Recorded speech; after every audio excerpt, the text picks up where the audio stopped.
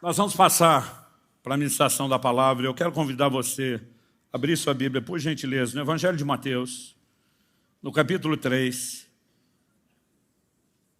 Evangelho de Mateus, capítulo 3, verso 11. A Bíblia nos fala a respeito do ministério de João Batista. Ele veio como precursor de Cristo. E antes de apresentar publicamente a Jesus por ocasião do seu batismo no Jordão, João Batista afirma, verso 11 de Mateus capítulo 3, eu batizo vocês com água para arrependimento, mas aquele que vem depois de mim é mais poderoso do que eu, do qual não sou digno de carregar as sandálias. Ele os batizará com o Espírito Santo e com fogo. Eu vou repetir mais uma vez. Eu batizo vocês com água para arrependimento, mas aquele que vem depois de mim é mais poderoso do que eu. Se você puder, diga isso comigo. Mais poderoso do que eu. Ele diz, do qual não sou digno de carregar as sandálias, e ele os batizará com o Espírito Santo e com fogo. Nós precisamos perceber que João Batista surge no cenário preparando a vinda de Jesus, o ministério de Cristo. Ele é um precursor, ele vem anunciando não apenas a chegada do Cristo, mas chamando o povo ao arrependimento. Em todo o tempo, a ideia do propósito do seu ministério é a preparação. Mas ele está dizendo, nesse momento, eu estou batizando com água para arrependimento. Assim que Cristo se manifestasse, ele instituiria o seu próprio batismo nas águas. Esse batismo substituiria o de João, como nós vemos em Atos no capítulo 19, Paulo explicando para os Efésios, João batizou para arrependimento, Jesus já veio, instituiu dele. Mas a ênfase não é apenas que Cristo também teria um batismo em água. A ideia era, ele os batizará com o Espírito Santo e com fogo. Ou como dizem algumas versões, ele os batizará no Espírito Santo e em fogo. Então, eu quero tomar essa declaração, esse anúncio de algo que até então é desconhecido nas Escrituras e ao longo da história. Um tal de batismo que não é com água. A palavra batismo, no original grego, ela significa imergir, mergulhar, colocar para dentro de. Então, o que João está fazendo na água, e parte da ideia praticada no arrependimento por ele anunciado é o entendimento que já existia na lei de Moisés, de uma purificação. Então as impurezas, por exemplo, Deus estabeleceu claramente que com o pecado se lidava diretamente com o sangue do sacrifício dos animais, e as pessoas que haviam praticado impurezas precisavam de um rito de purificação que envolvia água. Em João, no capítulo 3, a Bíblia nos mostra uma discussão entre os discípulos de João e outros judeus por causa da purificação. E o contexto é o batismo. De alguma forma eles juntaram a ideia e agora, em vez de apenas irem ao templo, pegarem a água e ali se lavarem, o batismo está sendo praticado em larga escala. E milhares estão vindo e professando publicamente seu arrependimento, entendendo a necessidade. Mas João está dizendo, quando aquele que eu vim preparar o caminho chegar, ele não apenas os levará ao que vocês estão esperando, a redenção de Israel, que envolve a redenção dos nossos pecados, mas ele os batizará com o Espírito Santo. A pergunta é, o que é o batismo no Espírito prometido, não por João, mas ele foi apenas um instrumento, a voz profética, que sinalizou aquilo que o próprio Jesus chama de a promessa do Pai. Qual seria a ótica que o próprio Cristo daria a essa declaração de João Batista? Atos, capítulo 1, versículos 4 e 5. Depois da ressurreição, a Bíblia nos diz, no versículo anterior, o 3, que Jesus, depois de ter padecido, se apresentou vivo aos seus apóstolos com muitas provas incontestáveis, aparecendo-lhes durante 40 dias, cerca de 1 mês e meio, falando das coisas relacionadas com o reino de Deus. Numa dessas muitas conversas, onde Jesus está calibrando a doutrina, o ensino, a pregação dos apóstolos, o verso 4 diz assim, comendo com eles, deu-lhes esta ordem, não se afastem de Jerusalém, mas esperem a promessa do Pai, a qual vocês ouviram de mim. O que é que Jesus está falando da promessa do Pai? Em Lucas 24, 49, você precisa lembrar que o Evangelho de Lucas é o primeiro tratado escrito por Lucas a Teófilo, mas o segundo tratado, que é a continuação, escrito pelo mesmo Lucas, o evangelista, também a Teófilo, é o livro de Atos. No finalzinho de Lucas, capítulo 24, verso 49, ele registra a declaração de Jesus: eis que envio sobre vocês a promessa de meu Pai. Permaneçam, pois, na cidade até que vocês sejam revestidos do poder que vem do alto. Agora Jesus repete a declaração.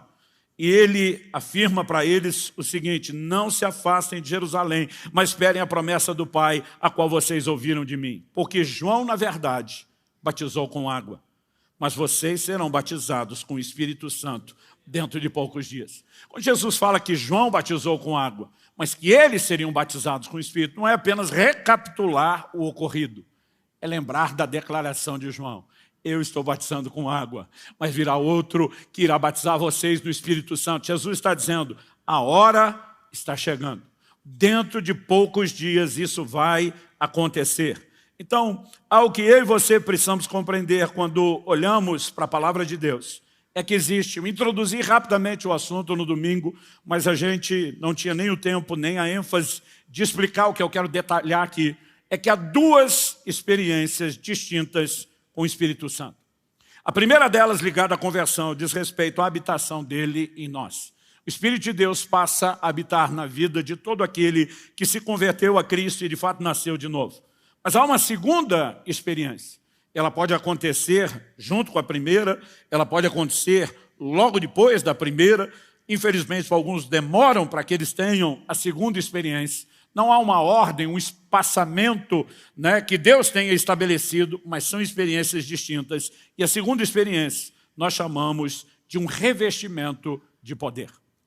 Quando falamos a respeito do que acontece na conversão, que é o Espírito Santo vindo habitar em nós, Efésios capítulo 2, verso 22 diz que nós estamos sendo edificados para sermos morada de Deus no Espírito. Ou seja, Deus na pessoa do Espírito Santo veio morar em nós. É isso que a palavra de Deus está dizendo. Em 1 Coríntios 3,16, Paulo pergunta: vocês não sabem que são santuário de Deus? A ideia de santuário era o lugar da morada, da habitação de Deus. E que o Espírito de Deus habita em vocês. Ao que eu e você precisamos compreender, ele não veio apenas para nos tocar, ele não veio apenas nos encher num momento, ele veio para morar em nós. E esse é o grande diferencial. Porque no Antigo Testamento as pessoas já eram cheias do Espírito, elas experimentavam poder, a maioria dos dons já se manifestavam, a unção fluía, existia espaço para o sobrenatural, mas ninguém tinha o Espírito de Deus habitando dentro de si. Essa é uma manifestação exclusiva da nova aliança. E Paulo em Romanos capítulo 8, verso 9 diz: vocês, porém, não estão na carne, mas no Espírito, se de fato o Espírito de Deus habita em vocês. E se alguém não tem o Espírito de Cristo, esse tal não é dele. Em outras palavras, o que eu e você precisamos compreender é que o que a palavra de Deus relaciona com o ser de Cristo e pertencer a Cristo é ter o Espírito Santo. Em 1 de João, no capítulo 4, no verso 13, a Bíblia diz: nisto reconhecemos que ele permanece em nós, nós nele, pelo fato de que ele nos deu o seu Espírito. Então o Espírito Santo habitando no cristão é uma experiência que começa com a conversão, é incontestável. No entanto, o batismo no Espírito, do qual Jesus está falando, é apresentado como uma necessidade a quem já se converteu e já tem a morada do Espírito Santo, a habitação do Espírito Santo dentro dele. É muito importante que a gente faça essa distinção, né? Porque você pode olhar o próprio Jesus, João capítulo 20, verso 22, depois da ressurreição. Até porque antes Jesus consumar sua obra na cruz, que envolve a morte e a ressurreição, ninguém nascia de novo. Agora, depois da ressurreição, João 20, 22 diz que Jesus aparece aos discípulos, sopra sobre eles e diz: recebam o Espírito Santo. É para esse grupo que ele já disse, depois de ressuscitado, recebam o Espírito Santo, que ele está dizendo: vocês não vão a lugar nenhum, não se ausentem de Jerusalém, até que vocês sejam batizados com o Espírito Santo. Jesus está tratando da ideia de receber o Espírito como algo que acontece imediatamente após a ressurreição. Ele sopra e diz: recebam. Ele não está dizendo que vocês vão receber em algum outro momento. Ele está dizendo: é agora, eu estou liberando sobre vocês. E a partir desse momento, os apóstolos têm o que ele tinha prometido. Ele diz: o Espírito habita convosco, mas estará dentro de vós. Mas para esse grupo que agora passou a ter o Espírito Santo dentro deles, ele está dizendo: mas vai ter outra experiência. E vocês vão experimentar o batismo do Espírito Santo. Essa ideia, além do que estamos falando da declaração de Jesus, ela vai sendo repetida ao longo das Escrituras. Atos capítulo 8 nos mostra que quando Filipe está pregando o evangelho em Samaria, muita gente está sendo salvo. Eles estão respondendo ao evangelho, estão se convertendo. A evidência disso é que estão sendo batizados nas águas, professando publicamente sua fé. Mas em Atos 8, de 14 a 16, a Bíblia diz que quando Jerusalém ouviu que Samaria tinha recebido a palavra de Deus, enviaram para lá os apóstolos Pedro e João. Qual era a missão dos dois? A Bíblia diz orar com eles, porque o texto diz que eles tinham sido batizados em nome do Senhor Jesus, mas que sobre nenhum deles havia ainda descido o Espírito Santo.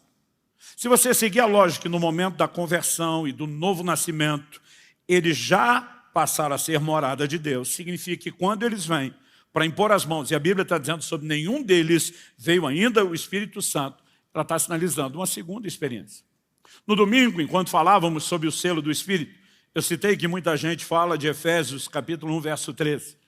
Nele, a expressão nele em Cristo, vocês também, depois que ouviram a palavra da verdade, o evangelho da salvação, tendo nele também crido, fostes selados com o Espírito Santo da promessa. A gente apresentou a ideia aqui de que o selo é mais do que uma experiência cronológica na conversão, no batismo no Espírito. Ele envolve algo maior, mas indiscutivelmente começa com o recebimento da pessoa do Espírito que vem habitar em nós. E quando ele vem, o texto diz, depois que ouviram a palavra da verdade, o evangelho da salvação, e tendo nele crido, vocês receberam, porque é exatamente nesse momento que ele vem habitar em nós.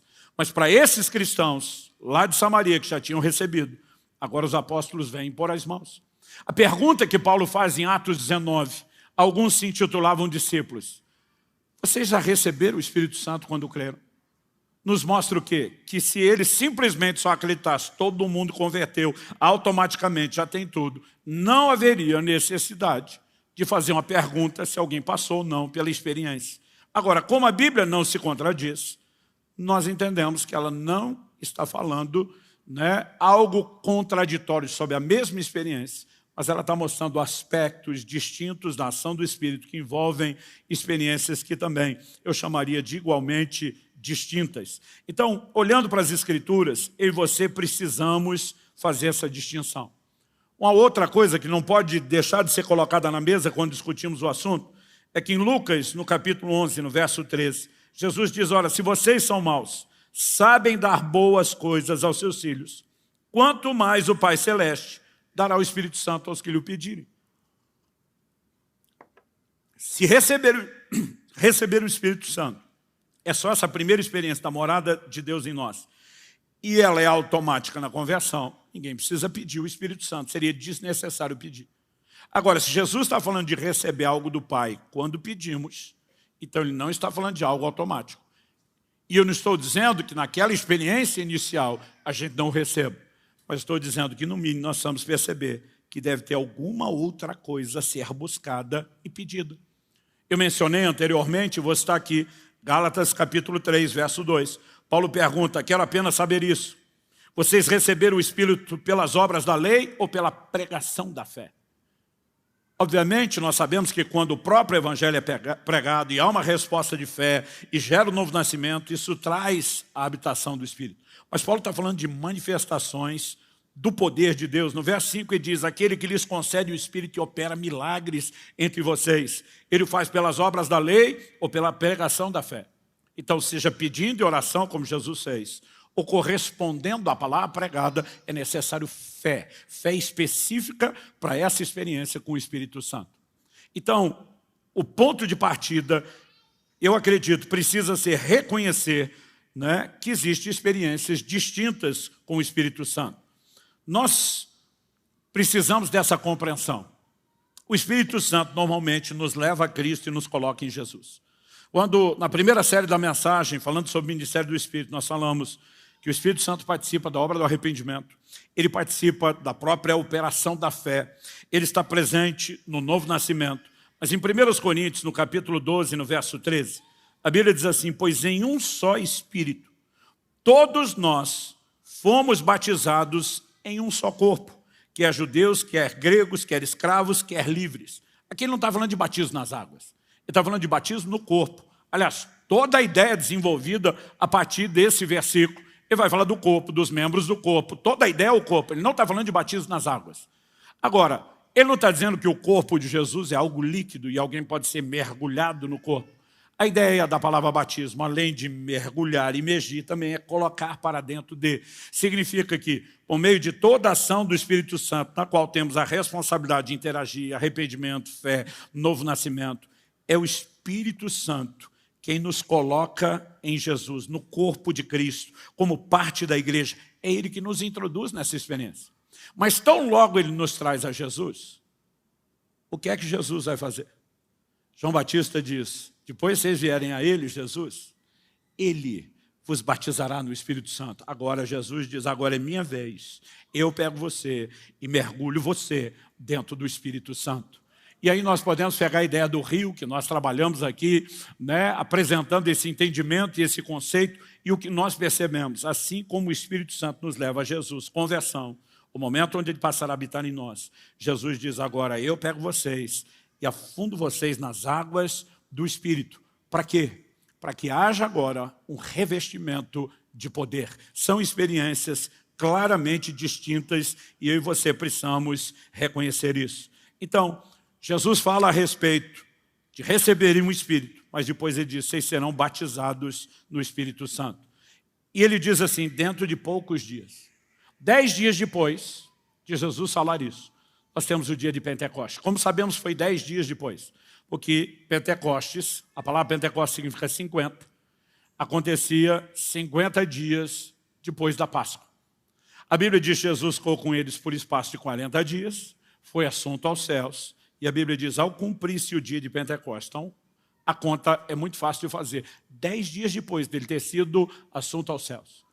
A Bíblia diz, Atos capítulo 2, verso 4, e todos ficaram cheios do Espírito Santo e começaram a falar em outras línguas, segundo o Espírito lhes concedia que falassem. O que é que acontece com eles? Todos ficaram cheios do Espírito Santo. Então a Bíblia relaciona a experiência do batismo no Espírito prometido por Jesus, não só com o revestimento de poder, mas com o enchimento do Espírito Santo, com o ser cheio do Espírito Santo. E essas definições são muito importantes dentro da construção da nossa visão e da nossa doutrina. Pastor, o que é a segunda experiência em si? Porque a primeira, a conversão, o novo nascimento, né? O início de todo o processo de Deus, nós sabemos, o Espírito Santo vem habitar em nós, ele já é um capacitador. Mas a segunda, qual a necessidade de uma segunda experiência? Nós falamos de ser cheio do Espírito, não é você ter mais dele. Tem muito a ver com a ideia dele ter mais de você. Envolve um lugar de entrega e de rendição, e o próprio Espírito Santo quer trabalhar em nós, nos ajudando a chegar a esse lugar. Mas essa experiência, ela tem sido vista por alguns cristãos como se fosse um alvo a ser alcançado. Em algum momento, em algum lugar da minha caminhada, eu vou chegar lá. E na cabeça de muito crente é, quando eu chegar lá, aleluia, cheguei, não tem mais nenhum outro lugar para ir. E eu quero dizer, é um grande engano. O batismo no Espírito não é um alvo a ser alcançado. O alvo é a transformação na imagem de Jesus. É chegarmos à estatura do varão perfeito. Esse é o alvo. O batismo no Espírito é apenas a porta de entrada para uma vida do sobrenatural. E é por isso que ele precisa ser buscado com intensidade, né, com determinação, porque eu e você precisamos passar logo por essa porta e adentrar a dimensão do sobrenatural. Jesus diz em Atos, no capítulo 1, no verso 8, recebereis poder ao descer sobre vós o Espírito Santo. Já fizemos ao longo do processo da série de mensagens a distinção entre unção interna e externa. Unção interna, normalmente Deus faz algo por nós. Nós lemos lá em 1 de João, no capítulo 2, nos versos 20 e 27. Primeiro ele diz, vós tendes a unção do santo e todos têm de conhecimento. No verso 27 ele diz, e não tendes necessidade de que ninguém vos ensine, porque a unção do santo, que é verdadeira e está em vós, ela vos ensina todas as coisas. Quando a Bíblia fala de unção do lado de dentro, que é a presença, a habitação, a obra e o ministério do Espírito, é Deus fazendo algo por nós. Mas quando a Bíblia fala de unção do lado de fora, externa, recebereis poder ao descer sobre vós o Espírito. Quando Jesus se levanta e diz, o Espírito do Senhor está sobre mim, porque me ungiu, a ideia é sempre Deus nos levando a fazer algo para Ele. O Espírito do Senhor está sobre mim, porque me ungiu para pregar, para curar, para libertar, para abrir a porta da prisão. Aqui Jesus, em Atos 1,8, diz, Recebereis poder ao descer sobre vós o Espírito Santo, sereis minhas testemunhas. A capacidade de testemunhar. Por quê? Eu e você não fomos chamados apenas para pregar um plano de salvação que foi decorado. Não significa que a gente não deva ter um entendimento do que é o plano de redenção e nem de que a gente não deva ter inteligência e como comunicar isso de maneira que faça sentido. Mas eu e você precisamos do poder para testemunhar. O poder para testemunhar não é apenas algo que tira o nosso medo e dá coragem de falar. Durante muito tempo eu imaginava o poder do Espírito Santo, quase o que é na cabeça de alguns ímpios por aí. Aquela coisa de se eu beber um pouquinho, eu perco, a timidez e eu passo a ter coragem de falar. Alguns tratam o álcool dessa forma, a maneira de soltar a língua no encontro e eu ficar à vontade. E alguns tratam unção quase como fosse só, o único propósito dela fosse soltar a língua, que eu e você, de alguma forma, vamos vencer a timidez e o medo. E a razão pela qual muitas vezes fazemos essa associação está muito ligada à experiência.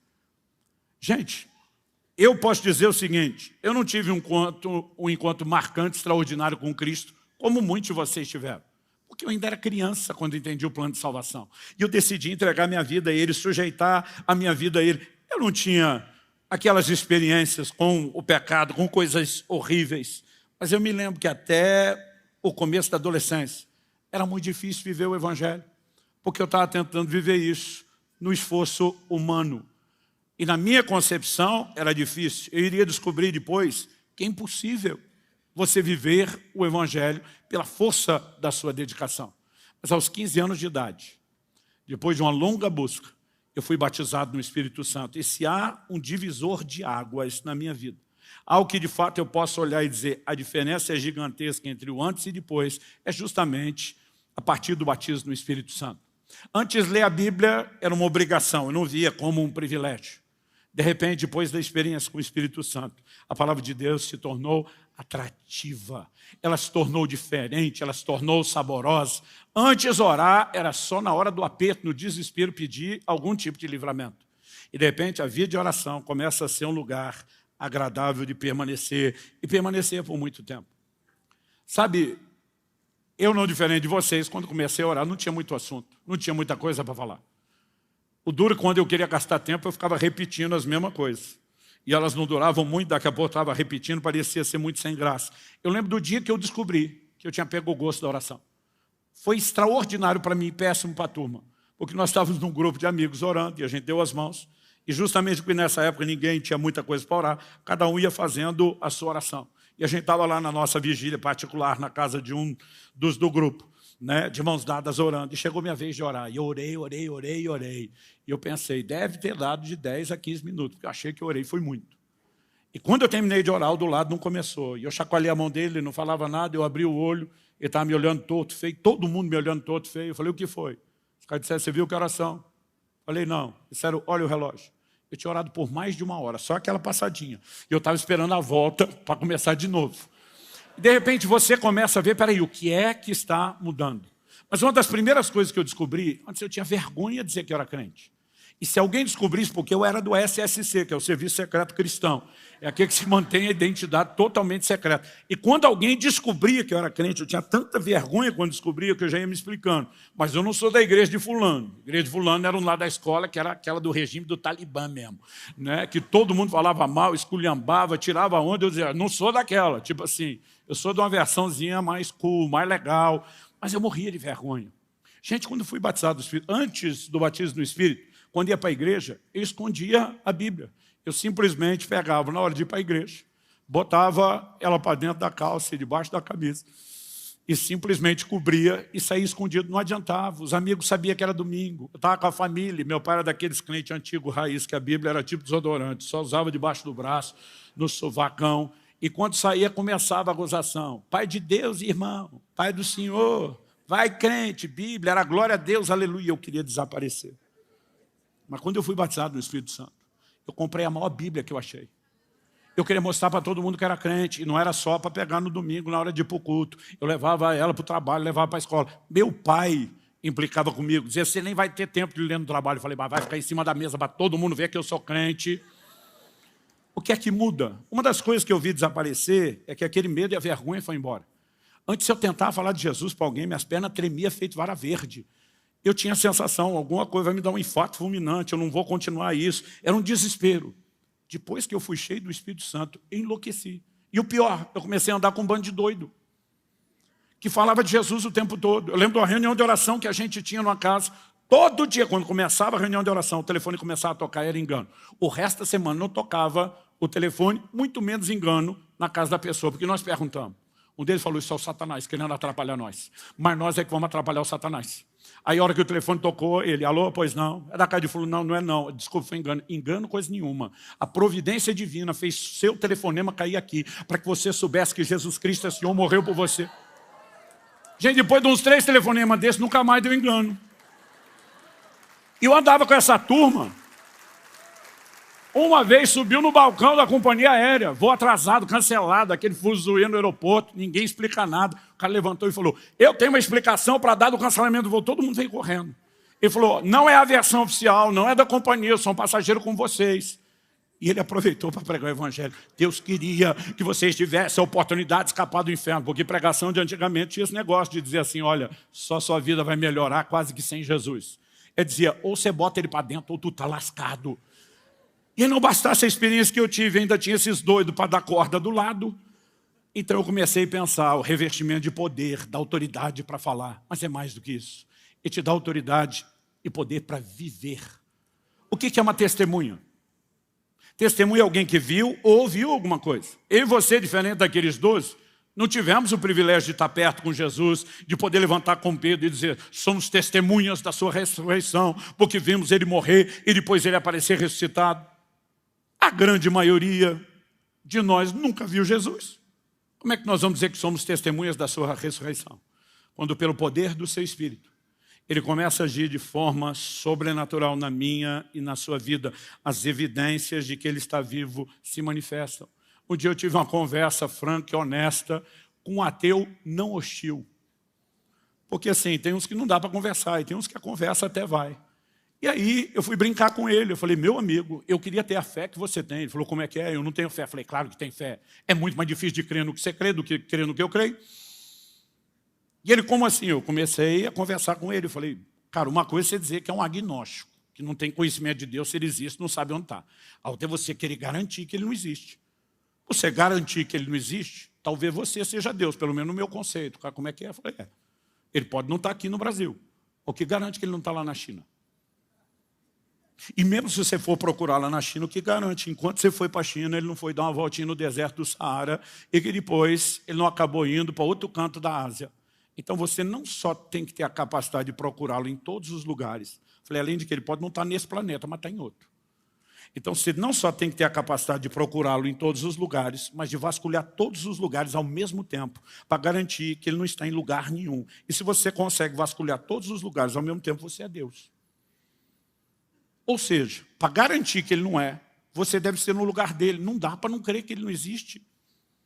O cara falou, nunca pensei desse jeito. Falei, pois deveria. Falei, tua fé é maior do que a minha. Ele deu corda, deu espaço, falou, agora, olha, deixa eu te falar algo. Eu não quero discutir se a Bíblia é ou não é a palavra de Deus, não ainda. Para mim ela é, mas não quero botar isso na discussão. Falei, deixa eu te contar algumas coisas.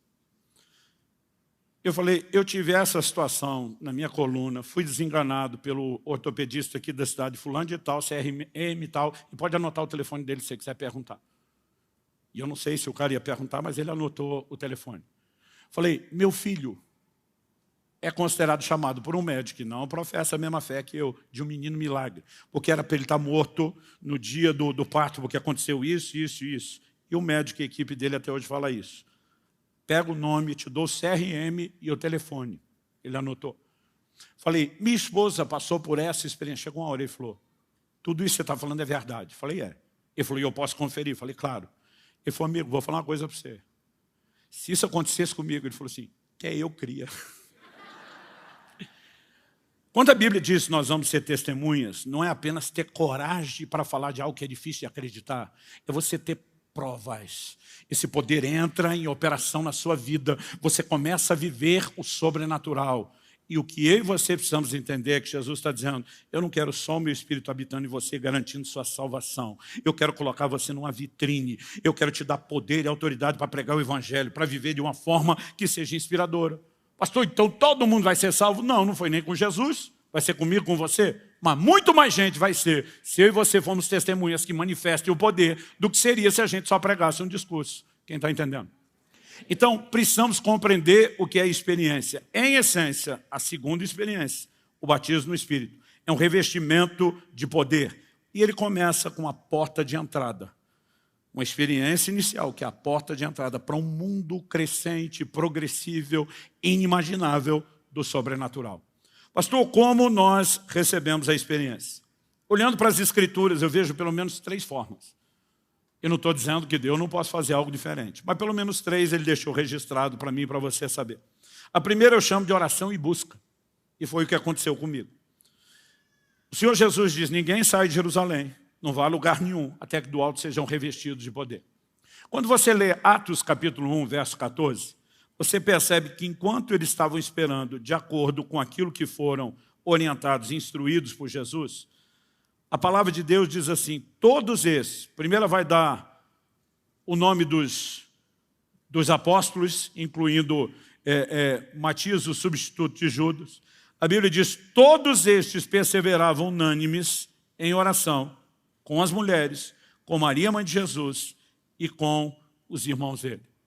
Ou seja, eles agora estão simplesmente esperando, orando, buscando a Deus, orando, esperando. Jesus falou, dentro de poucos dias, não falou quanto tempo. A Bíblia não dá detalhes. Outro dia alguém falou, será que eles ficaram 10 dias trancados sem sair da sala? Eu falei, eu acho um pouco difícil. A necessidade de alimento, de necessidade fisiológica, de todo o resto. Mas, por pelo menos 10 dias, eles estão perseverando unânimes em oração. Eu fico aborrecido quando um crente ora 5 minutos, não recebe, Deus não deve ter isso para mim. Eu digo, dava com muita fome, pelo jeito, para desistir tão depressa. Oração e busca. Outro dia alguém falou, pastor, por quanto tempo eu tenho que buscar? Eu digo, até chegar lá. Simples assim.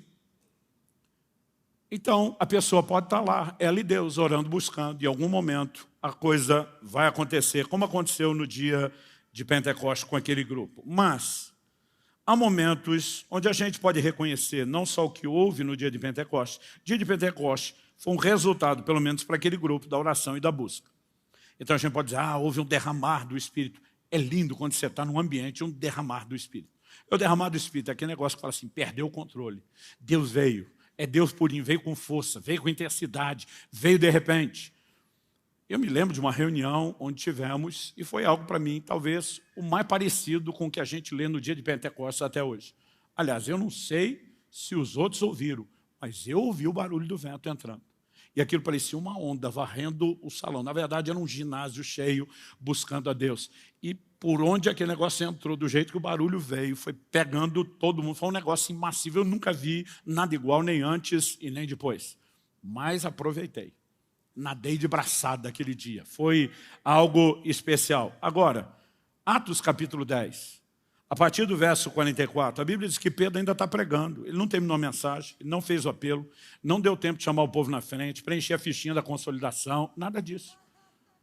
A Bíblia diz simplesmente, caiu sobre eles o Espírito Santo. Eu gosto da expressão caiu. Eu falo que tem hora que parece que a glória despenca de fazer galo na cabeça. Ela vem e vem com tudo, e simplesmente há um derramar. E eu já vi muita gente foi cheia do Espírito Santo assim. Não dá nem para medir qual era a intensidade da busca, mas parece que estava no lugar certo, na hora certa, né? E de alguma forma foi tocada. Mas a Bíblia também nos mostra. Em Atos, no capítulo 8, dos versos 14 a 16, que eu mencionei, Pedro e João impondo as mãos. Aliás, a Bíblia diz que Simão, o mais converteu, está de olho. E a Bíblia diz que ele viu que pelas mãos deles era comunicado o Espírito Santo, as pessoas recebiam.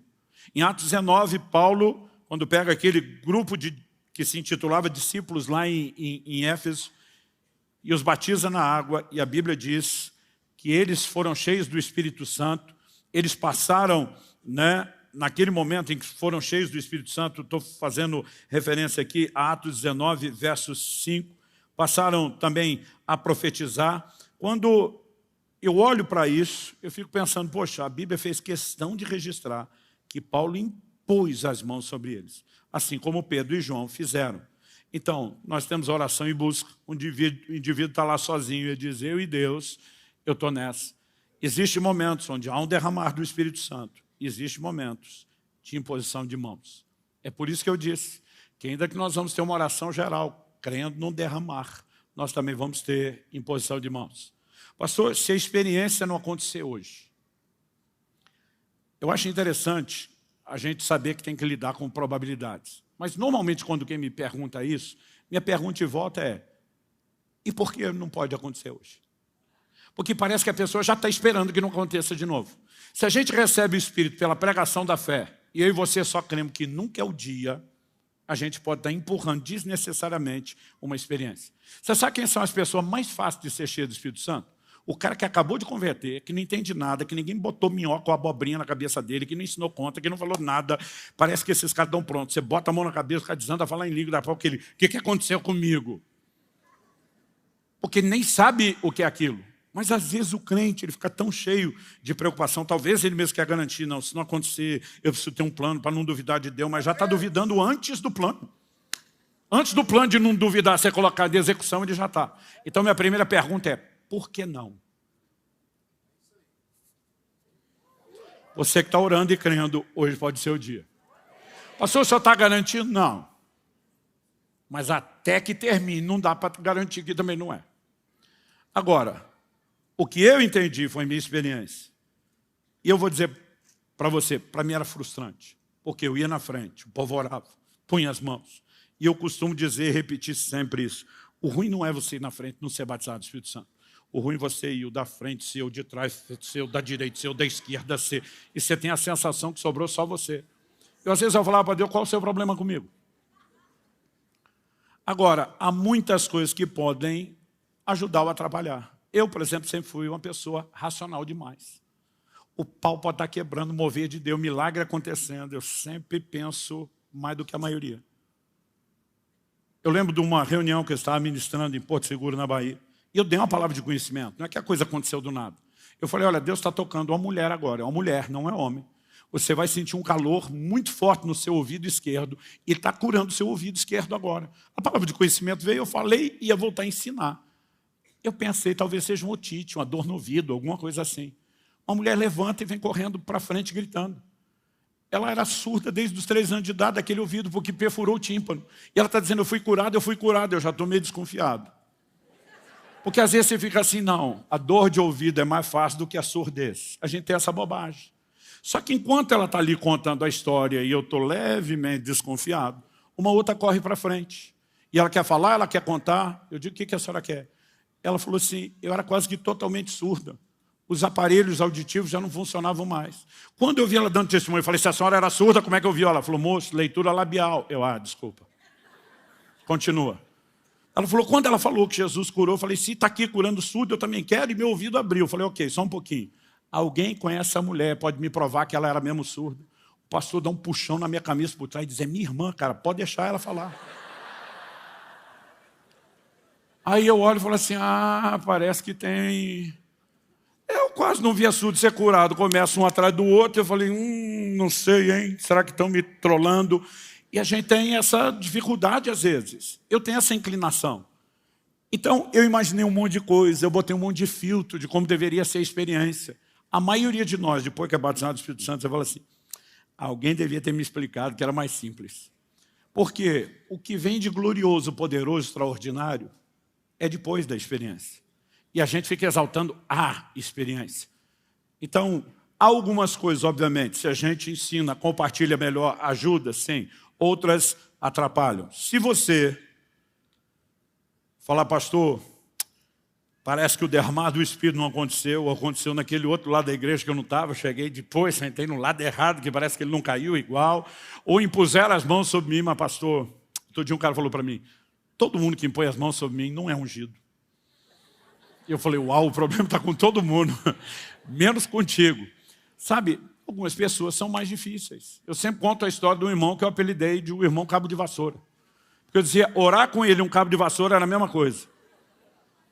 Ele permanecia lá duro, imóvel, sem nenhuma expressão de sentimento. Primeira vez que fui pregar na igreja dele, no final da mensagem falei sobre ser cheio do Espírito Santo, chamei à frente quem não era. Acho que uma meia dúzia veio à frente, não era muita gente, a igreja era pequena. Mas quando eu orei, o pastor não pensou assim, 6 foram batizados. Ele pensou, 100% de resultados. E aí ele encosta em mim e falou, cara, tem um irmão da minha igreja que está há muito tempo esperando pelo batismo do Espírito Santo, mas não chegou lá. Ele falou, parece que você tem uma graça. As pessoas querem inventar coisa e explicação. Aí, você não oraria com ele? Eu falei, traz ele amanhã. Ele falou, não, ele está aqui. Eu falei, está aqui? Tá. E não veio receber oração? Ele, pois é. Essa hora que alguma coisa te diz assim, encrenca. Eu falei, não veio por quê? Ele falou, é uma longa história. Mas ele está meio decepcionado, já cansou de receber oração. Está lá no fundo, vestido assim, foi entregando o cara para mim. Você não vai lá falar que você sentiu de orar com ele? Eu falei, eu não vou mentir, eu não senti. Falei, mas eu posso quebrar o seu galho, eu vou lá falar que você entregou ele, beleza? Ele falou, se é pro bem dele, pode falar. Aí eu saí, fui pro fundo, quando estava chegando, o cara já começou a rir. Falou, o pastor me entregou. Eu falei, te entregou. Falou que você é um buscador crônico do batismo do Espírito Santo, que o negócio não funciona, mas eu sou teimoso. E eu comprei a briga. Posso orar com você? Ele falou, claro. Quando falou claro, pensei, nem foi tão difícil. Só que tão logo ele falou, claro, ele falou, mas antes do senhor orar, só quero te dizer algo. Eu falei, o quê? Ele falou, quero que o senhor saiba que os melhores já oraram e não aconteceu nada. Pensa num negócio animador. Aí eu, querendo dar de bom, falei, quem são os melhores? Tipo, tu tá me medindo com quem? Ele começou a falar o nome. Não é que eram os melhores mesmo? Do circuito nacional e internacional. Eu falei, todos esses homens, mulher de Deus, botaram a mão na sua cabeça. Aham, meu pastor é bem relacionado. E não aconteceu nada. Ele falou, fica à vontade. Irmão, eu orei, fiz cara de fé, bati o pé no chão, gritei. E não aconteceu nada. Eu voltava a cada 2, 3 meses naquela igreja, eu mirava ele. Se você não vier pedir oração, eu vou atrás de tu. E acho que ele já pensava, lá vem o pobre do pastor. Mas, gente, Deus é tão bom que ele ajudou e socorreu esse irmão. Foi a coisa mais inusitada que eu vi no meu ministério. Eu lembro de uma mensagem que eu preguei, no final comecei a orar com o povo. Tinha uma unção descomunal aquele dia. E eu comecei a chamar o povo à frente. Mas a gente estendia a mão e assim, 20, 30, debaixo do poder de Deus para o chão. Era muita cura, era muito milagre, muita coisa acontecendo. Mas era tanta gente no chão, parecia uma guerra. Aquele monte de corpo no chão, que o povo não conseguia chegar onde a gente estava. Então, eu estou falando do início da década de 90, a gente não tinha microfone sem fio. Aí eu viro para o pastor e falei, tem um microfone do fio maior, para eu chegar lá, aquele ali no canto. Aí pegou, eu vim puxando aquele monte de fio, desci. Só que eu já estava em pé 1 hora pregando, com um sapato novo, daquele que você usa sem ter experimentado. Apertado.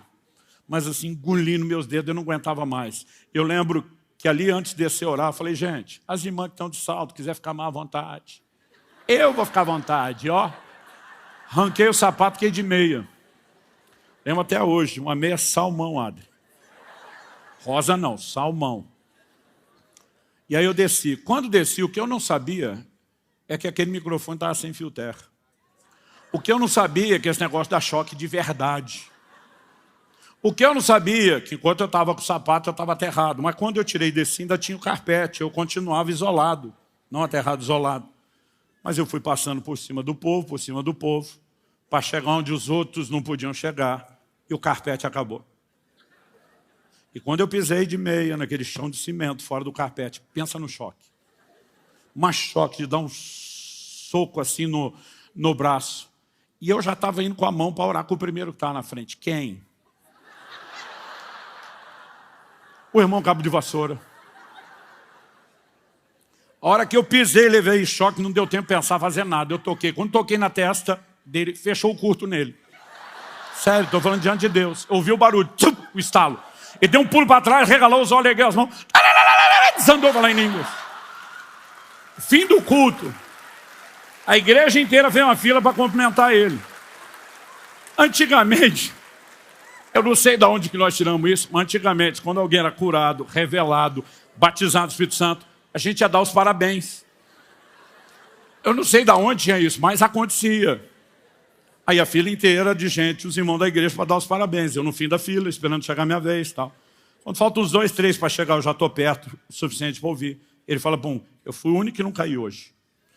Mas eu lembro quando o pastor falou, alguns vão sentir como eletricidade. Quando ele falou, e eu lembrei do barulho, eu falei, não foi coisa da minha cabeça. Gente, comecei a rir, que eu não aguentava ficar na fila, não aguentava esperar a minha vez, não aguentava falar com ele. E eu saí, fui falar com o pastor. O pastor falou, o que você está rindo? Falei, você ouviu o testemunho do fulano? Falou que recebeu uma descarga elétrica. Falei, pois é.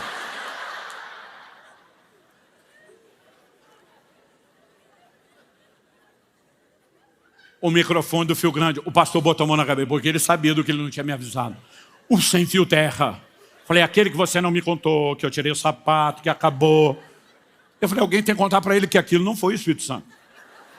O pastor falou, eu não vou falar. Falei, se você não falar, eu falo, alguém tem que falar.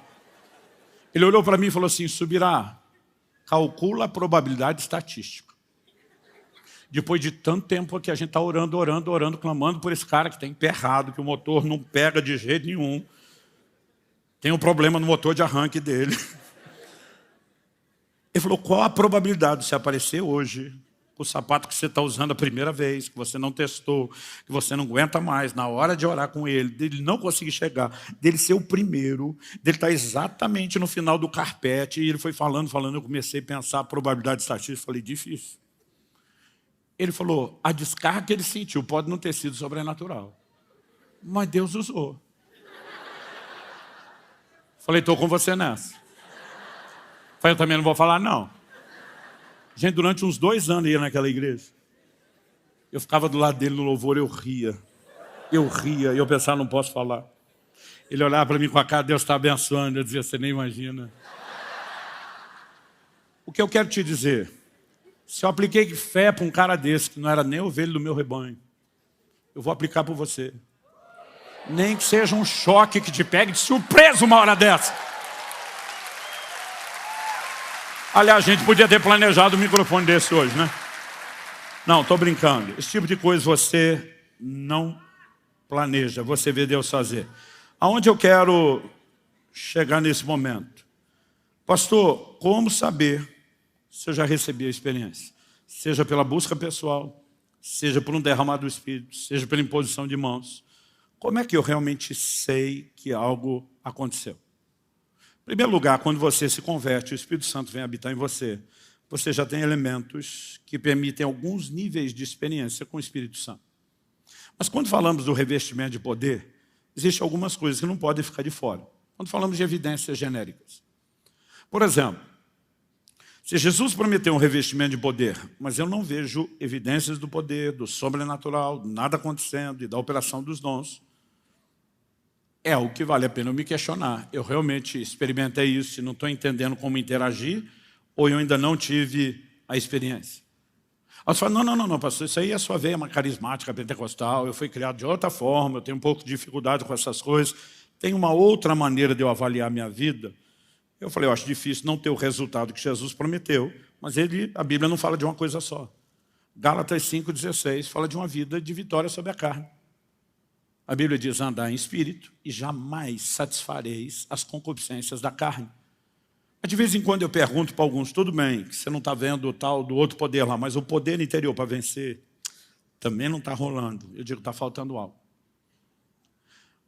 Mas além desse pacote de evidências que vão se manifestando, algumas lentamente com o tempo, existe algo específico que a gente possa tratar como uma evidência física inicial, por assim dizer, e que entre não apenas no lugar de informação, mas talvez até de ênfase bíblica, eu quero te dizer que sim, existe.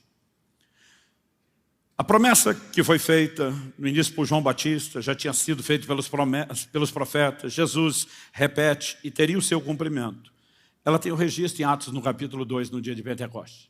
Mas isso é uma de 5 experiências mencionadas no livro de Atos. Outro dia eu fui falar a respeito das experiências e uma pessoa falou, o livro de Atos não serve para teologia sistemática e sistematização da doutrina. Eu falei, como é que é? Ele é parte da Escritura ou não é? Porque se não é, ele não serve para nada. Se é, ele serve para tudo. O que você não pode é pegar o que o livro de Atos diga, ou pelo menos você tentar fazer parecer que está dizendo, em contraste com o resto. Falei, você vai falar de movimento missionário, você passa no livro de Atos e a doutrina cabe. Na hora que eu toco no Espírito Santo, que é o assunto que você não gosta, não vale mais. Nós temos um registro bíblico. E tudo quanto foi escrito para nosso ensino foi escrito. Nós temos 5 experiências narradas no livro de Atos, sobre gente sendo cheia do Espírito. 3 delas são descrições, 2 delas são menções. Qual a diferença entre menção e descrição? É que descrição tem mais detalhes.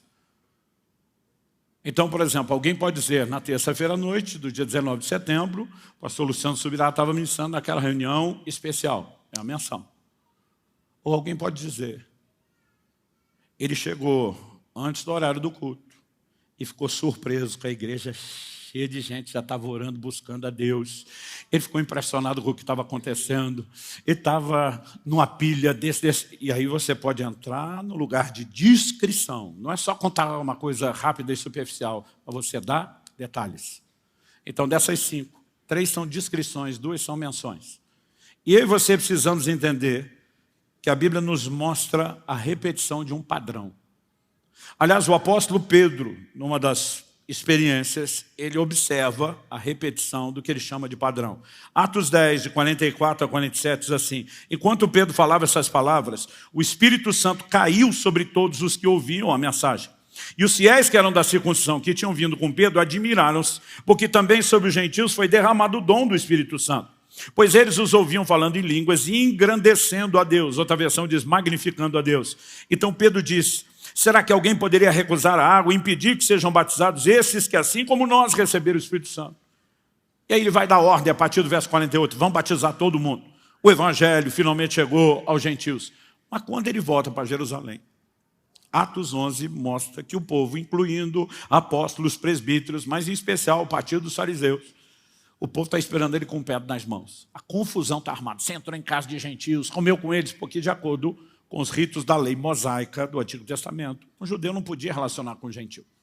Eles não estão entendendo ainda as mudanças, as reformas que viriam, a confusão está instalada. Mas Atos 11, de 15 a 17, nós temos o final do discurso de Pedro, que vai apaziguar todo mundo. Ele diz assim: quando comecei a falar, Atos 11, de 15 a 17, o Espírito Santo caiu sobre eles, como também sobre nós, no princípio. Você pode repetir isso comigo? Diga, como também sobre nós, no princípio. Só mais uma vez, como também sobre nós, no princípio. Agora é o que ele diz: então me lembrei da palavra do Senhor, que ele está falando de Jesus, quando disse: João, na verdade, batizou com água, mas vocês serão batizados com o Espírito Santo. A mesma promessa havia para eles. Ele diz: lembrei que isso é para todo mundo, é para todo mundo que vai converter. E aí ele diz o seguinte: pois se Deus deu a eles o mesmo dom que tinha dado a nós quando cremos no Senhor Jesus, quem era eu para que pudesse resistir a Deus? E todo mundo se apazigou, glorificou a Deus, amém, aleluia. Então é isso, o evangelho não é só para os judeus, também é para os gentios, mas o que Pedro identifica? A repetição de um padrão. Caiu sobre eles, como também sobre nós no princípio. Quando você vai avaliar as experiências, eu falei que 3 delas são descrições e 2 são menções. Vamos começar com as descrições. Atos 2. Ao cumprir-se o dia de Pentecostes, de 1 a 4, estavam todos reunidos no mesmo lugar. De repente veio do céu um som como de um vento impetuoso, encheu toda a casa onde estavam assentados. Apareceram distribuídas entre eles línguas como que de fogo, as quais pousaram sobre cada um deles. Todos ficaram cheios do Espírito Santo e começaram a falar em outras línguas, segundo o Espírito lhes concedia que falasse. Veio do céu um som como de um vento impetuoso. Encheu a casa, estava sentada. Apareceram distribuídas entre eles línguas como que de fogo, as quais pousaram sobre cada um deles. Deixa eu explicar algo para você. O tempo todo tem gente que me para, não só em fim de culto, de reunião, às vezes aeroporto, restaurante: pastor, ora por mim. Eu digo: pelo que você quer que eu... Quero que o senhor ore por transferência do seu dom. Eu costumo olhar para as pessoas e dizer: gente, eu creio em transferência. A transferência é o que não depende de nós. Paulo fala para Timóteo não ser negligente com o dom que ele recebeu, mediante imposição de mãos do presbitério e profecia. O dom só foi transferido por um direcionamento profético do Espírito Santo, que distribui os dons conforme lhe apraz. Ele é a fonte, é ele que decide. Se ele falar para mim: ora por fulano e põe as mãos e reparte, a gente obedece ele porque ele que faz. Isso não significa que eu possa sair escolhendo para quem que eu quero dar. Aí eu tenho que explicar para as pessoas, dizer: presta atenção, sua fonte não sou eu, sua fonte é o Senhor. Eu gosto de pegar esse texto, porque uma vez eu pedi oração para o homem de Deus. Eu falei: bota a mão em mim, parte um pouco do que é seu. Ele falou, no dia de Pentecostes foi visto uma chama de fogo sobre cada um. Ele falou, presta atenção, você tem sua própria chama, você não precisa da minha. Ele disse, se Deus quiser misturar na sua um pouco da minha, Ele que faça. Mas você não precisa preocupar com isso. Deus tem uma experiência para cada um de nós. Cada um teve a sua chama de fogo naquele dia e tem uma disponível para você. Amém? Mas o texto diz que foram cheios do Espírito e começaram a falar em línguas. No dia da casa de Cornélio, quando Pedro está pregando, nós acabamos de ler o texto de Atos 10. Houve ruído como que de vento? Não. Foram vistas línguas como que de fogo sobre a cabeça de cada um deles? Não. Mas a Bíblia diz que quando eles foram cheios do Espírito, eles não só falaram em línguas, mas magnificavam, engrandeciam a Deus. Do dia de Pentecostes, a gente não vê explicitamente o magnificar ou engrandecer a Deus, apesar que alguns que os ouviram na sua língua, os ouviam falar da grandeza de Deus. A gente pode tentar fazer uma associação para alguns, mas você não tem tudo igual. Aqui tem ruído como que de vento, línguas como de fogo, aqui tem o magnificar a Deus, que ali parece que não teve. Qual é o ponto comum? E passaram a falar em outras línguas, conforme o Espírito Santo concedia que falasse. Atos 19, a terceira descrição. A primeira é Atos 2, a segunda é Atos 10, na casa de Cornélio. Terceira descrição. Eles, tendo ouvido isso, foram batizados em nome do Senhor Jesus, e quando Paulo lhes impôs as mãos, o Espírito Santo veio sobre eles. E tanto falavam em línguas, como profetizavam. Teve ruído como que de vento? Não. Teve línguas como que de fogo? Também não. Magnificaram a Deus? Também não. Mas a pergunta é em Atos 2 e Atos 10. A Bíblia diz que profetizaram. Você pegar alguns que falou na língua do outro, você pode dizer, mas não está claro. Em Atos 2, e nem que a experiência foi para todo mundo. E Atos 10 não fala absolutamente nada sobre profecia. Qual o ponto comum? A Bíblia diz, tanto falavam em línguas como profetizavam. Nas três descrições de experiência. O único ponto comum, que a gente chama de uma evidência física inicial, é o falar em línguas. Uma manifestação exclusiva do Novo Testamento, anunciada por Jesus. Agora nós temos duas menções. Outro dia alguém falou, Atos 8, lá em Samaria, não diz que falou em língua. Eu falei, nem diz que não falou. Só não descreve o que aconteceu. É uma menção. Agora, o texto que é a menção e não é descrição, não tem detalhes, diz que Simão viu que pelas mãos dos apóstolos era comunicado o Espírito Santo. Se o Espírito Santo não é visível, o que é que Simão viu? Simão não viu o Espírito sendo transferido, o enchimento acontecendo. Simão viu evidências, porque quando ele vem, existem evidências que são físicas. Então, a prova é de que tem evidência. Outro dia um falou, podia ser a alegria da pessoa. Eu falei, o texto diz que já havia grande alegria enquanto ele estava sendo batizado. Tem que ter alguma coisa diferente do que já tinha, para ele entender que foi naquela hora. Atos capítulo 9. Ananias chega para Paulo e diz, Saulo, irmão, o Senhor que te apareceu no caminho por onde você veio, me mandou para impor as mãos sobre você, para acontecer duas coisas. Primeiro, que você volte a ver.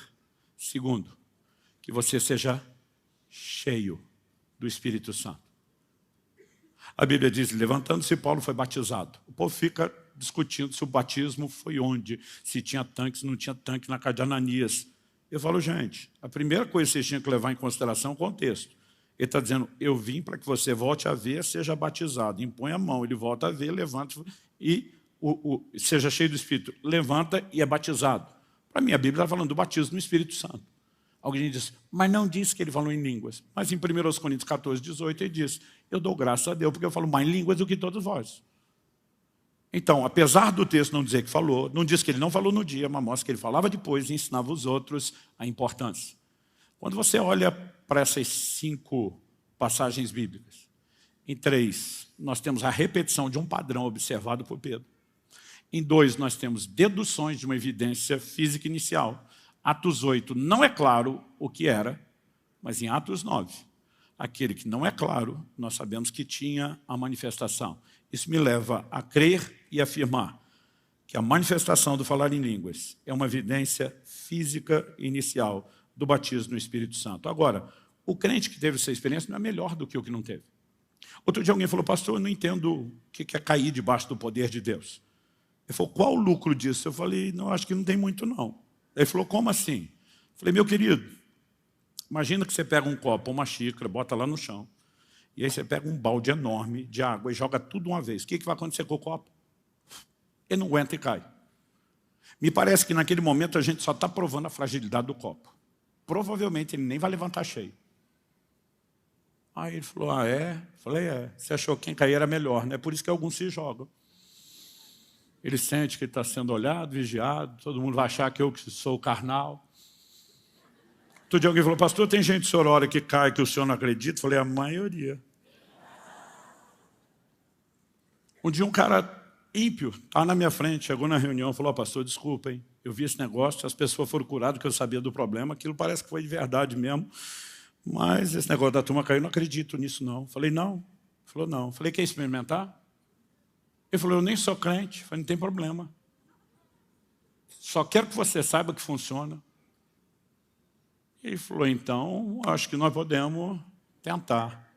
E eu só falei, Jesus, o homem é ruim, o coração dele é duro, mas que ele nunca diga que não funciona. Dá só uma triscada na testa dele. O cara de quase 2 metros da torre, blum, no chão, levantou. Meu Deus, o negócio é de verdade. Para mim aquilo foi só um sinal. Sabe, a gente tem mania de espiritualizar o que não precisa. Alguém vai dizer que porque a pessoa caiu é mais sensível, aquele era o pior de todos. Aliás, já vi uns caras ser curados que eu falava, ah, Jesus, está errado. Tinha uns crentes melhor na fila, esperando, merecendo. A gente ter essa ideia boba. Preste atenção em algo. Falar em línguas não faz ninguém melhor, a menos que ele entenda o que é. É uma ferramenta para ser usada. 1 Coríntios 14, 4. Por isso que eu falei, nós temos que ver a experiência como a porta de entrada para uma nova dimensão de um sobrenatural que é crescente. O falar em línguas é uma ferramenta. Paulo diz que o que fala em línguas edifica-se a si mesmo. É uma ferramenta de edificação. Agora, para essa ferramenta funcionar, você tem que usar. Anos atrás, décadas atrás, alguém me deu de presente uma bicicleta ergométrica. Lembra disso? Por que você acha que me deram? Muitos de vocês não conheceram minha versão antiga, que eu estava bem acima do peso. Passei exatos 127 quilos. Quando ele me deu de presente a bicicleta ergométrica. Uns meses depois, encontrei esse cara na rua. E como a melhor defesa é o ataque, fui para cima primeiro. Falei, presentinho sem vergonha aquele que você me deu. Ele, o que foi? Falei, você acha que eu não sei por que você me deu aquele presente? Você queria que eu emagrecesse. Pastor, pelo seu bem e tal. Falei, não precisa se explicar. Falei, mas aquilo não funciona. Eu não perdi 1 quilo com aquela desgraça. Ele falou, sério, pastor? Eu falei, nem 1 quilo, nem meio quilo, não perdi 100 gramas, não perdi nada. Ele falou, quanto tempo por dia o senhor pedala? Eu falei, era para pedalar? Foi porque eu estou usando de cabideiro lá para minhas roupas. Tá? Ele olhou, começou a rir, falou, pastor, não vai perder nunca, tem que usar. Eu falei, poxa, você podia ter instruído. Eu estava de brincadeira com o assunto, mas tem uns crentes que fazem essa estupidez. Ele está lá diante de Deus dizendo, esse negócio não funciona. Imagina Deus olhando, dizendo, tu pedalou? Não. E imagino Deus com vontade de fazer assim. Ah. O crente que falou em língua não é melhor do que o que não falou. Aliás, conheci muito crente que nunca falou, que eram piedosos, homens e mulheres de Deus. Nem se essa coisa de tentar comparar e medir por isso. Agora eu fico pensando, se esses que não falaram e não usaram a ferramenta de edificação já são top, eu fico imaginando, imagina, se ainda usasse algo que ajudasse a melhorar ainda mais. Então, a questão não é tentar ficar validando quão espiritual é um, quão é outro. Alguns de nós, por N motivos, às vezes é a formação, é a maneira como fomos doutrinados de maneira contrária. A gente tem dificuldade. Meu pai tinha muita dificuldade, amava a Deus.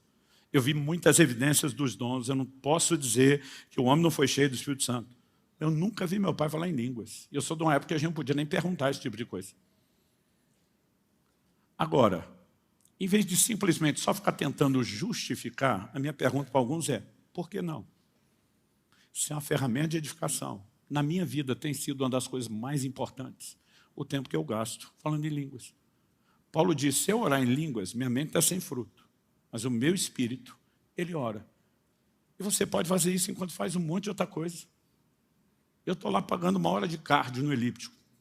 Louvor, adoração, comendo. Dele orar em línguas. Muitas vezes estou na estrada, dirigindo. Domingo, terminei aqui o 4º culto, entrei com aquele no carro, fomos para São Paulo, foi uma viagem de última hora, não dá para fazer de avião.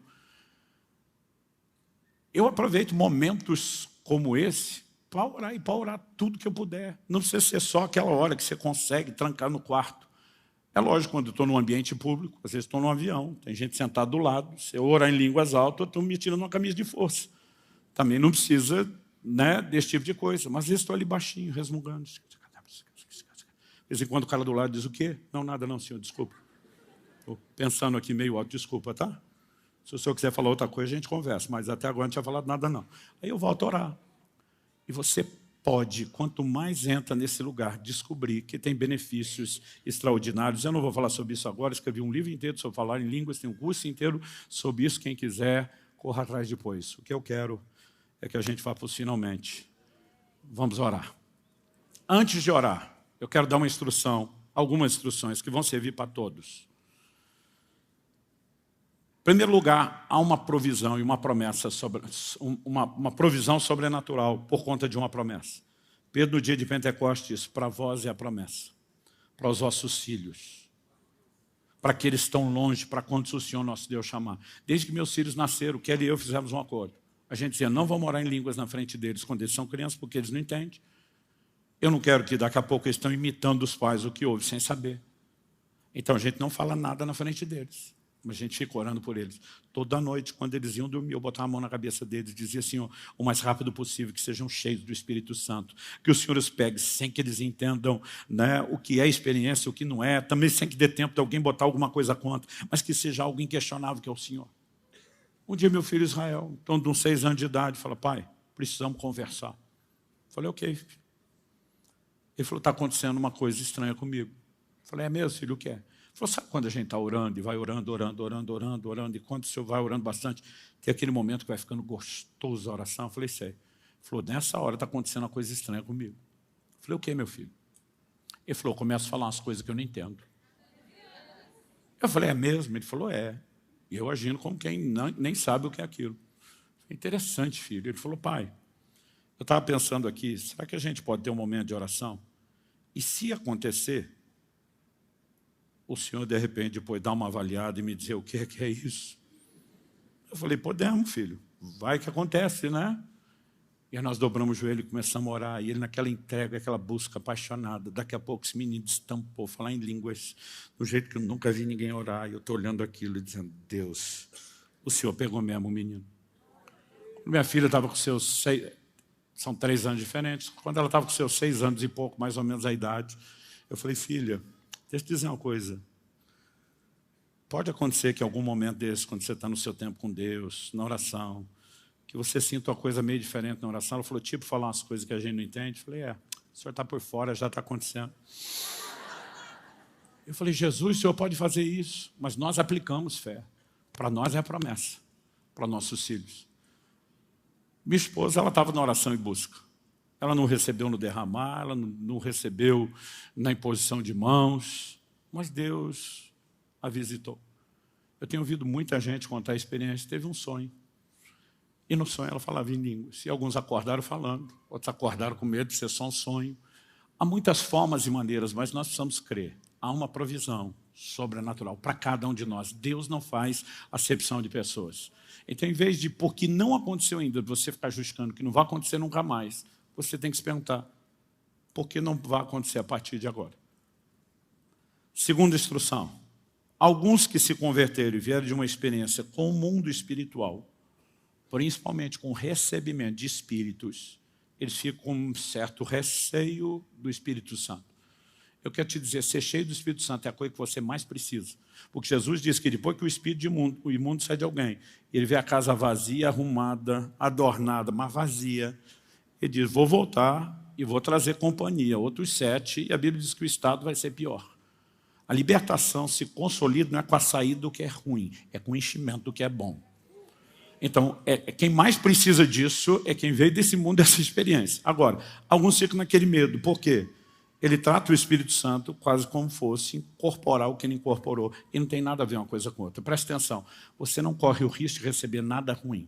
Jesus disse, se vocês são maus, sabem dar coisas boas aos seus filhos, se pedir pão não vai ganhar pedra, se pedir peixe não vai ganhar serpente ou escorpião, quanto mais, Lucas 11:13, o Pai Celestial não dará o Espírito Santo aos que pedirem. Pedir o Espírito Santo não vai ganhar outra coisa. Pedir o Espírito Santo não vai ganhar demônio, não vai ganhar espírito ruim, nada disso. Ele está dizendo, eu estou comprometido a dar o que você pediu e não a coisa pior em troca. Então, nós precisamos acreditar nisso e perder o medo da experiência. Terceiro e último lugar, eu não gosto de falar demais sobre o que é experiência, porque ela pode acontecer de formas tão diferentes. Mas eu fico pensando, quando eu volto lá atrás, na minha época, eu dizia, essa pessoa podia ter ajudado a gente. Alguns tentavam explicar, diziam, olha, não é só o Espírito Santo que faz tudo sozinho, tem sua parte, mas não explicava o que era a nossa parte. Eu lembro de um dia que alguém citou o livro dos Salmos, abre bem tua boca e eu encherei. Eu fiquei com o bocão aberto lá, que chegava a doer o maxilar. E ninguém falou, não, isso é alegórico. A Bíblia diz que quando eles foram cheios do Espírito Santo, eles começaram a falar em línguas, conforme o Espírito Santo concedia que falasse. Durante muito tempo eu acreditei que quem falava em línguas era o Espírito Santo. E a Bíblia não diz isso. São as pessoas cheias que falam. Agora, o que é que a gente fala? Ele concede o que falar. E quando a gente tem a experiência de ser cheio, por mais maravilhosa que seja, gente, eu estava num ambiente de um derramar do Espírito Santo, mas eu vinha no processo de oração e busca. Quando finalmente eu fui cheio do Espírito Santo, eu passei 3 dias, eu posso dizer assim, até 3 noites, porque eu mal queria dormir. Eu não parava de falar em línguas. Eu lembro de uma ocasião que nós estamos passando bandejão lá no evento, a comida era da bandejão, e eu fui pedir para o cara que eu queria um pouquinho mais de alguma coisa. E a hora que eu tentei falar, comecei a falar em línguas, eu chorei, ele chorou, e eu não consegui dizer, não me deu mais comida, eu também não queria mais comer. Foi algo extraordinário. Agora, por mais extraordinário que tenha sido, as pessoas perguntam, pastor, o senhor duvidava daquilo? Eu digo, claro, pensa num negócio que não faz sentido, o que é que eu estou falando? E o pior não é isso. O pior é que às vezes estou ali falando, chorando, mas minha mente pensava, quanto é que foi o jogo ontem? Aí eu dizia, sai da minha cabeça. Aí eu continuava lá, estou aproveitando, daqui a pouco eu pensava numa pizza de frango com catupiry. Aí o diabo vem nessa hora e fala, se isso fosse de Deus, você não estava pensando nessas coisas terrenas. Aí você pensa, acho que não mesmo. Só que a parte boa que eu era um adolescente. E essa é uma época que você é bem inconsequente a dizer, mas tá bom pra caramba. E para mim isso bastava. Por que eu estou dizendo isso? A Bíblia diz que somente está sem fruto. Não é somente que está no comando, não é ela que está no controle. Mas o Espírito concede a fala. Então, não é ele que vai falar, ele não pega a sua boca à força, mas ele inspira. Ele simplesmente traz uma linguagem diferente. Mas ela vai fluir por meio de você. Então, não gosto de gente que força demais. Outro dia um falou para mim, não, pastor, é que tem uns que tem problema no motor de arranque, a gente tem que dar o tranco. Falei, eu prefiro não. Se for para dar o tranco, deixa que Deus dê. Que ele dê um choque a alguém, que ele faça alguma coisa que precisa. Mas o que eu quero pedir a você, se encha de uma determinação. Eu tenho uma promessa, é a vontade de Deus para mim. Tenho uma provisão, eu tenho a minha chama. E eu vou buscá-la, eu vou correr atrás dela até que eu receba. Então, para aqueles que chegam na igreja, fazem parte de todo um processo, nós temos de membresia, a gente tem um retiro de integração, onde a gente ora, impõe mãos, e muita gente já se resolve ali no começo. Mas tem alguns que escapam, sobrevivem. Mas às vezes tem aquela mentalidade, não deu, se uma hora dessa acontecer, e nós precisamos perseguir isso com determinação. Não para dizer, finalmente cheguei lá, mas para dizer, passei a porta, agora começa, agora o pau vai quebrar. Vamos ficar em pé para parecer que vai terminar em algum outro momento a partir de agora.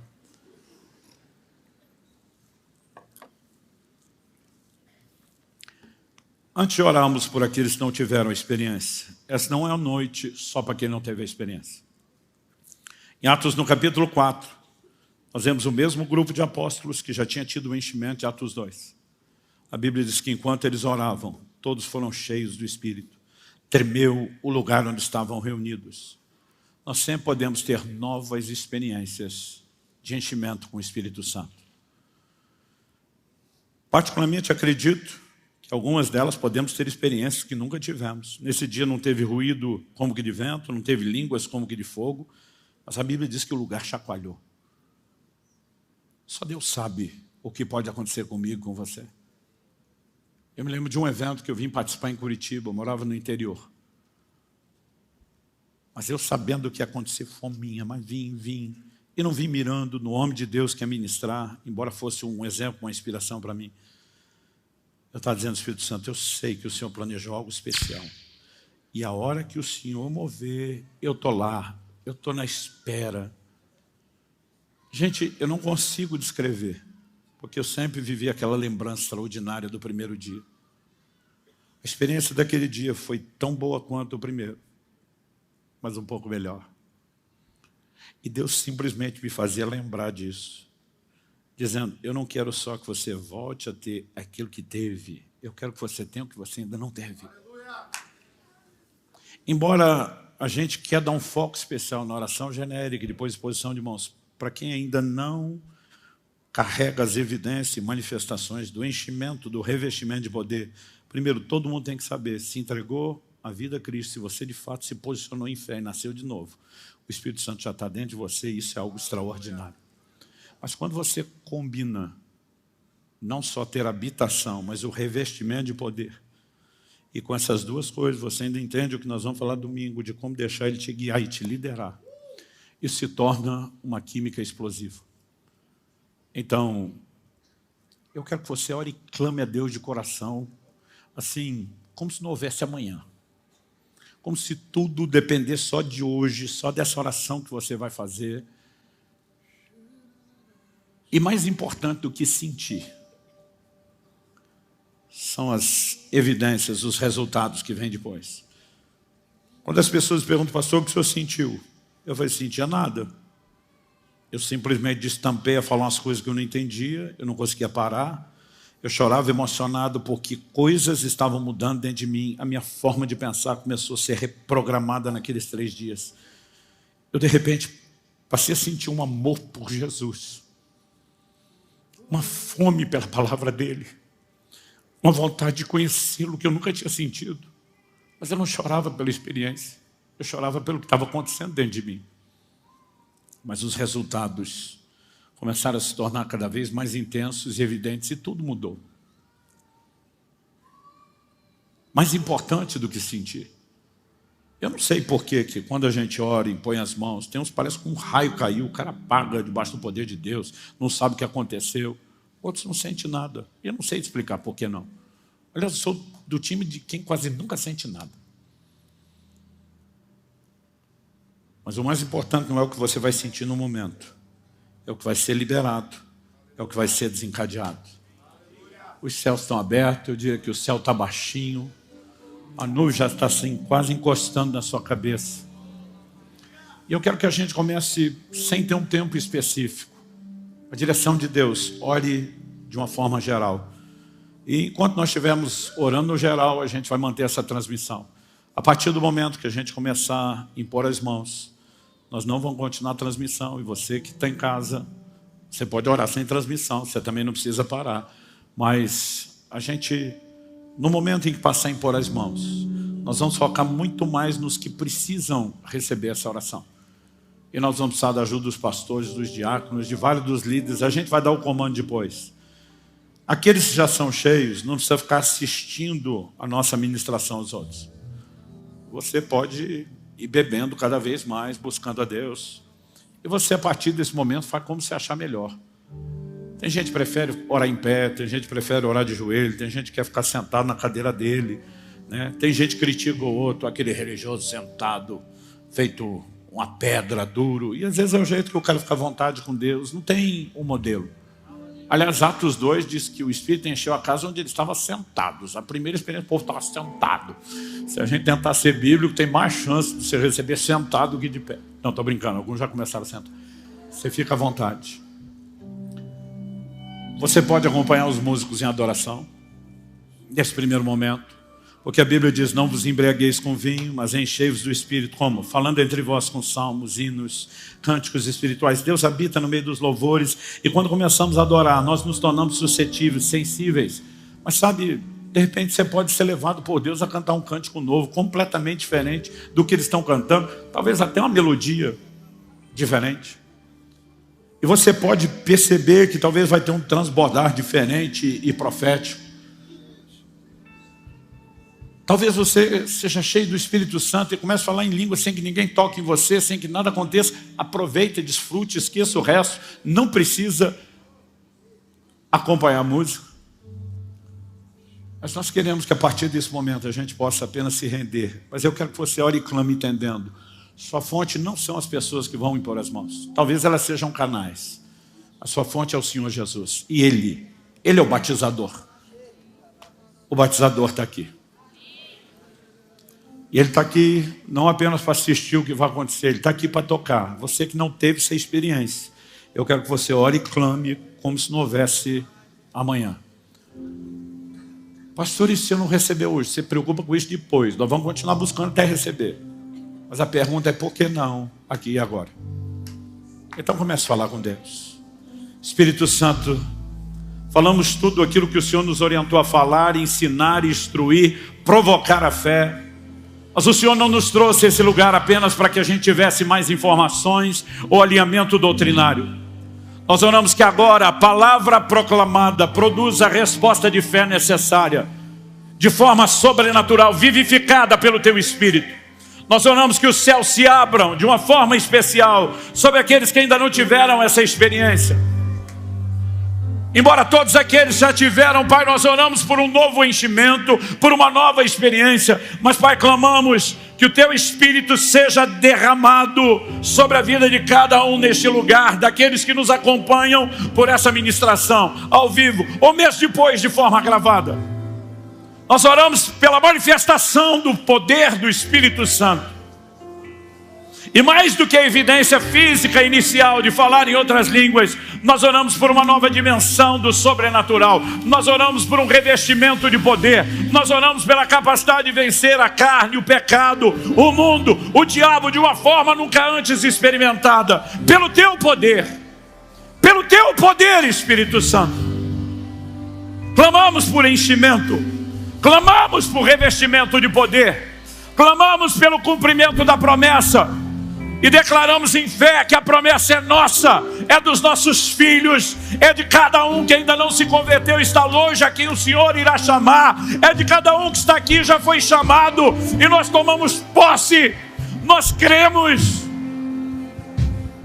e nós clamamos pelo Espírito Santo, não apenas por mais dele, nós queremos que o Senhor tenha mais de nós, Senhor.